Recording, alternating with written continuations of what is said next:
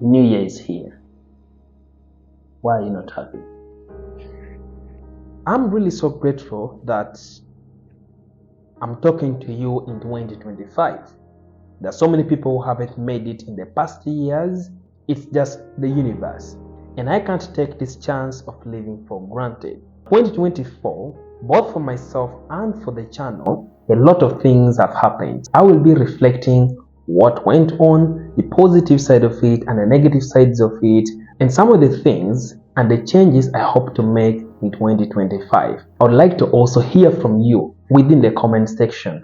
What are some of the things that you face in 2024, or what are some of your plans in 2025? We need those plans down. They're the ones that will shape us in 2025. In 2024, I set a number of goals, and majority of them didn't come to pass. One immediate one was that I would try to keep away from soft drinks, soda, processed fruits, juices. I had this idea that if I want to stay healthy, if I want to live healthy and live longer, then I will need to stay away from this soft drink. It took me about 2 months, and then later I fell off. I fell off due to the companies around me, the pressure. When people have come and you are many sitting in a given place and people are ordering drinks, or they order a big bottle of a soft drink, you begin feeling odd one out, and everybody begins questioning you. Why are you not taking soda? Why are you not taking soft drink? And you have to be explaining yourself why you made that choice. Along the way, it became impossible to resist that pressure. So I failed on that goal really fast. However, I'm still determined to bring it back. I'd also set a goal to go and visit Kenya. It's our neighboring country in here. It wouldn't cost me much because I have a friend in Kenya called Daniel. He's a very good friend. He works there as a medical person. And to enter into Kenya, you don't need anything much. I already have my national ID. I already also have a passport. So I only needed to get about $300 that would give me transport to and from, and then my friend would provide accommodation. I did accomplish that. One major possible reason could be, even if I'd put in my New Year goals, I didn't plan on how I would be saving the money, where I will be keeping it so that I don't touch it. Given that most of our finances are not always sufficient, it's very hard to save something. Everything looks to be important, and that is something I hope to adjust and work upon, that if I begin saving this money for an activity or to do something, then I must lead to that, even when there is no food, even when there is no rent. But that's a tough one. Let me really know, for people who have done saving, how do you do it? So when you're saving and you don't have food or rent, what happens? I knew personally that for you to save something, after earning money, you need to pay the bills. Then the remaining one is what you now save. But majority of us do have very high expense. In most cases, if you get salary or you get any income, it tends to fit within the expense you need. In fact, in most cases, it's not even enough. And that's when people begin looking for the get-rich-quick scheme, the Ponzi scheme, the pyramid scheme. Maybe moving forward, I need to look for some alternative ways of making money. I successfully completed my course, my master's program, which was also in my New Year's resolution. But what I didn't achieve was, I'd already planned that once it comes to this new year, I should be going to a new field. I should be changing career, but that didn't come to pass. 3 different channels I was expecting, none of them came to pass. I had some offers which they were promising me that as soon as you finish this course, then these are the career options for you. So they did come to pass. I'm both disappointed but also not surprised, because over the years I've realized that majority of the things we plan for and how we plan for them doesn't really come to pass. That's why constantly I tend to do multiple other things on top of studies. I also have a day job that I do go for Monday to Friday. I do academic write-ups. I do training people in data analysis and other softwares. I do YouTube, running 2 different channels. My idea is, I do not know where God is going to bless. I do not know which side is going to flourish at the end of the day. I must be honest, it's not quite easy. But is there any of you who is running 2, 3, 4, 5 activities at the same time? And how are you going about it? Let me know within the comment section. But talking about the channel itself, there were so many plans that I had lined up for the channel, and well, I had plans that I would make sure that I make videos each and every week, doing live interviews with some other people, going on street, asking people their opinion, like to diversify beyond screen recording. But time has been one of the biggest challenge, and I really regret that for not creating enough time. Of course, time is not always sufficient, but maybe I could have used coffee to sleep less hours, because my average sleep time is 7 hours, and most of the time I do see people sleeping for 5 hours, shorter time, and I be like, am I oversleeping? So maybe I could have created more time, but also I could have made a good workflow for creating the videos. So far, if you check the channel, my videos are scattered across. There are those which are live recorded like these ones, then there are those that are screen recorded, then there are those that are pre-recorded, and then you put animations on top.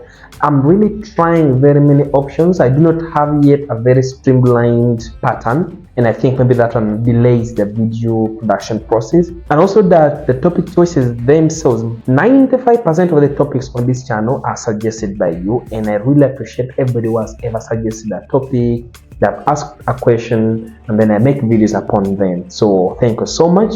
And if I didn't make your video, I'm so sorry. Time has not been on my side, but I hope in this 2025 I will try hard and create some time. But about video production weekly, that's a tough one. I'm hoping to batch record them. I feel so bad. The other regret I have about 2024 was procrastination. So this is a situation where you are supposed to do something at a given time, but you create excuses. My procrastination has been in several areas. One of them, of course, being the content itself. There's so many script and video ideas which has been packed in my idea folder, but I always keep on pushing it, saying it's not ready enough. So month and month keep on passing by, and then you do not make. But the biggest one was finishing my online course. So me and my friend started an e-learning site.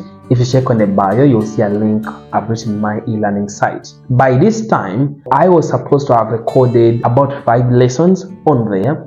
I should have recorded starter software, SPSS software, Linux for programming, the other programming software, then machine learning lessons. Those are the lessons I was supposed to have recorded. Then I placed them on the e-learning site so that people can go and do training.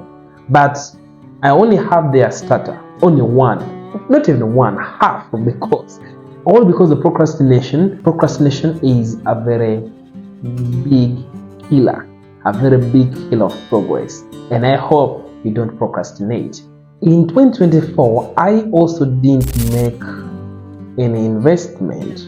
From year 2016 up to 2023, at least on a yearly basis, I would ensure that I have something down. Whether buying a goat, or maybe buying a cow, or buying a pig, purchasing land. Like every year I would try that there's something that I've put down, there's something I'm investing on. But last year 2024, I literally did invest.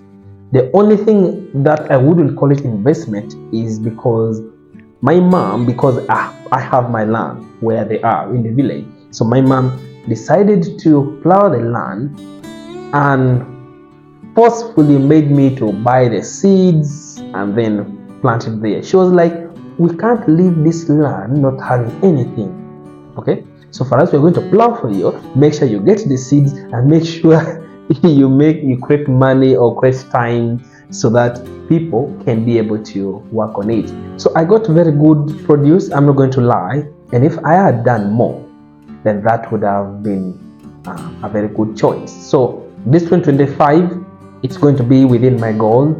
I need to invest. I need to identify those opportunities and then do those investments moving forward. I'm really happy that I've grown. I think I really grew throughout the years, but I think my growth has been from personal experiences and other experiences, especially on how to handle issues, how to handle situations, how to handle matters. Sometimes back, I was late on payment for rent, so the landlord calls me, Isaac, where are you? I'm like, I know, I'm away, I'm at work. He's like, bring the key for the house. I want somebody else to come and be in the house. So make sure, pack up your things and go, because you are not completing the rent. Now, it was a tough one. It was random, out of the blue. And of course, initially I had informed him that I would delay, but I had not given him a timeline. This delay was not like 2 months or something. This was like one month delay. So I was now entering into the second month. So it wasn't that very large. But for him, he claims that most of the time, if people accumulate 2 months rent, they tend to disappear, which I understand his point where he's coming from. So when he called, for some reason, I was not worried. I just told him, okay, I understand I've delayed with your rent, and I also understand I promised you that I would give you something and I didn't fulfill that. I'm so sorry about it, okay? But I'm actively working upon it. Maybe if I come by evening, we can meet and then we can discuss something. Can I give you something small if I don't have it full? Or can I first get all of it and I give you? By the time we finished the conversation, he agreed that it's okay. I should look for the money, and then if I get, I can inform him. In other words, he needed just the explanation. I think the source of that knowledge, where I got it from, is because in the last 2 years, I've been interacting with a Buddhist monk. We work together in his academic work. So while we are working, he tends to teach me, okay, this is how Buddhism teaching works. And so I learned this concept called the Four Noble Truths. Let me really know what is 2025 going to be like. What have you put on the table? What new thing are you going to carry? What old thing have you left behind? And I want to thank all of you that have watched the videos in the past years. You have always been in the channel, even when I'm not posting. There are some of you who send me messages. I want to say thank you so much for always checking on me to inquire what is going on. I really can't take it for granted. All those who have left comments in the videos, thank you so much. Those who have liked the videos, thank you so much. I hope in this 2025 we engage more. A lot is yet to come. My biggest advice is, do not let fear or overconfidence hold you back. Be in the middle. Don't be too confident that you know everything, and also don't fear that you don't know anything. Whatever you have in your mind, please do them in this 2025. I'll see you in any of this next video.